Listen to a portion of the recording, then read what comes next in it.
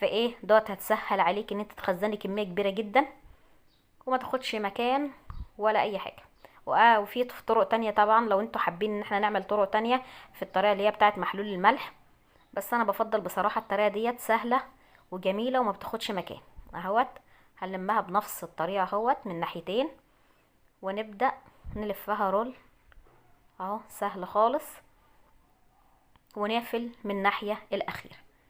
خلص بقى كل الكميه وابدا بقى ان انا اخزنها، واجيب كل اسبوع. لو جبت كل اسبوع كيلو هتعمليه مش هياخد معاك اي وقت ولا ياخد اي مجهود ولا ياخد اي مكان ان شاء الله.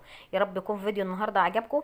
لو استفدت من الفيديو يا ريت ما تنسيش تدعمنا بالاشتراك في القناه وتفعلي الجرس عشان يوصلك كل جديد. ولو حبيت الوصفه معانا النهارده يا ريت تكتب لنا تعليق، ولو عجبك الفيديو تعمل لنا لايك عشان تدعمينا ان شاء الله نستمر مع بعض. نشوفكم في فيديو جديد، والسلام عليكم ورحمه الله وبركاته.